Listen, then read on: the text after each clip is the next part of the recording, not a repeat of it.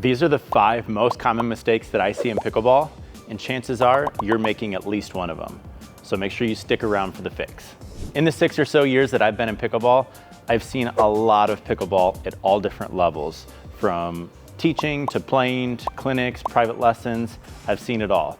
And so these are the 5 most common mistakes that I see at all different levels. So let's just dive right in here. And we're actually gonna cover the first 2 at the same time because we're gonna use the same drill to fix both of them. And a lot of times they're kind of linked anyway. Number 1, and what I would say is by far the biggest one, is too big of a backswing, okay? Especially when we're dinking or dropping or trying to control the power level of our shots. Anytime we're trying to put the ball in the kitchen, power level is key. You have to be able to hit the ball with the right kind of energy, otherwise it's gonna fly too far and be attackable. When you take too big of a backswing, what happens is it's very difficult to calibrate how hard or how fast your paddle is coming into the ball. And then a lot of times we have to decelerate or speed up or slow down, and it becomes very difficult to judge that, okay? So what we're gonna wanna do is think about more catching the ball rather than hitting the ball. And when we catch, we just get our hand or our paddle basically there to meet the ball rather than to slam into the ball. The second one, kind of linked to this, is too much elbow movement, okay? And this is again more in line with dinking, dropping, soft game type of stuff. But when we're hitting, you can see if my elbow stays in alignment with the direction I want the ball to go, the paddle face stays very, very consistent. When we start wanting to spin the ball too much or change directions of the ball, and the elbow, I use the term flipping, the elbow flips out, you can see how much my paddle face is changing now, and specifically down. So if I'm trying to get top spin or maybe roll the ball cross court, and I get that to happen, it's gonna be a very inconsistent way to hit the ball. You'll make it sometimes because you'll time it right, but other times you're gonna mistime that movement and the ball's gonna go right in the middle of the net, or it's gonna pop up. So our drill, our fix for both of these is gonna be a simple drill that you can do while dinking, you can do it while dropping. All you need is a drilling partner, and you don't need any extra equipment. What we're gonna do is we're gonna take our ready position, we're gonna take our non-dominant hand, we're gonna reach across, and we're gonna grab kind of our forearm or elbow like this, okay? Now, this does 2 things. Number 1 is it limits my backswing.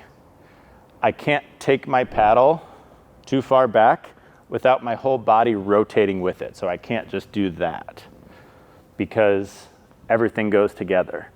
And I can only turn so far. So this is really gonna force me to stay connected and keep my paddle more kind of in front of my body. The other thing that this does is this solves the elbow problem.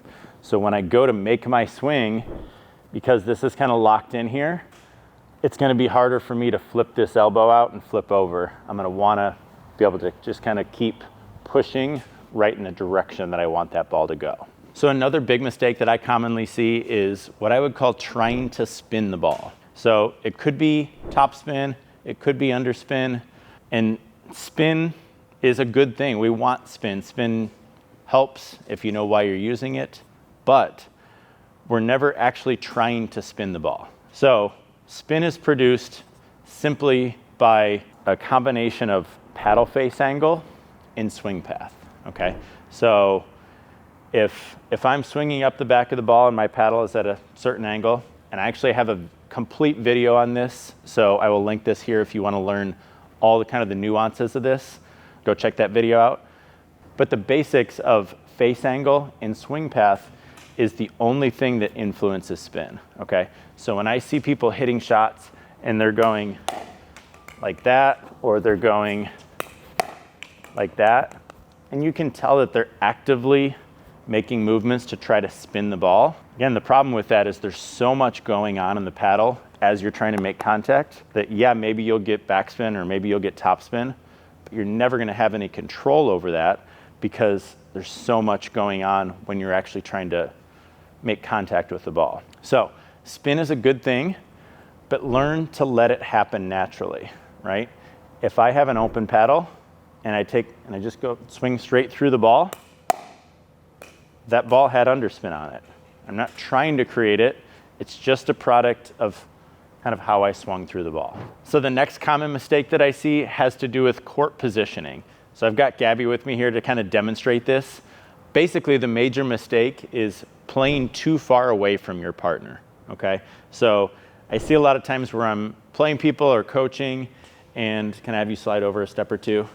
And I see spacing, both players are kind of in the middle of their box, and I see spacing that looks like this. Like you could literally drive a small car through, okay?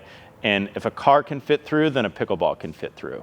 So what we want to do is, our kind of goal in the pickleball court is to what I call funnel the ball to the outside. There's no risk in the middle of the court, but there is risk to the outside of the court. If Gabby and I are a lot closer together, and generally kind of a good test for this is if we both hold out our paddles, we should be able to comfortably touch paddles, okay? So if we're closer together, then our opponents are visually gonna see that this space is not available, and they're gonna see more space to the outside of the court where they're gonna try to hit to. And that's good for us because there's risk out there, there's sidelines out there, and there's shots that they could potentially miss out there, okay? So the easiest way to do this is, like I said, start with this kind of initial spacing, get used to what that distance looks like, and then use your peripheral vision to kind of keep that distance at all times. So if Gabby moves out to get a shot, I'm seeing him move, I'm seeing him get farther away, and I'm gonna try to kind of use my peripheral vision to maintain that spacing so that this window never gets any bigger. So the last big mistake that I see is what I call never watch, always play. And that's basically if we're in a point and the ball happens to go to my partner, say 3 or 4 times in a row, the really common mistake I see is when the ball doesn't come to us, we become disengaged in the point and we start just kind of like watching what's going on.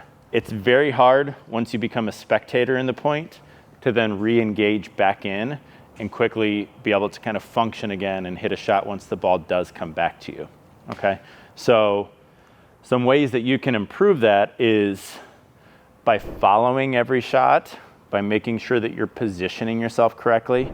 So if that ball is going to my partner, I'm actually gonna watch it over here with my paddle and everything. When he hits back, I'm gonna watch it back. I'm gonna always be following the ball. I'm gonna be adjusting my positioning. All of those things keep my brain engaged. Even though I haven't touched a ball in 3 or 4 shots, they keep my brain engaged in the point that I'm still a part of this. And that way when the ball does come back to me, I'll never skip a beat. I just pick up right where I left off. I'll be kind of in the rhythm of the point and I can execute my shot. If you're finding this helpful, make sure and hit subscribe.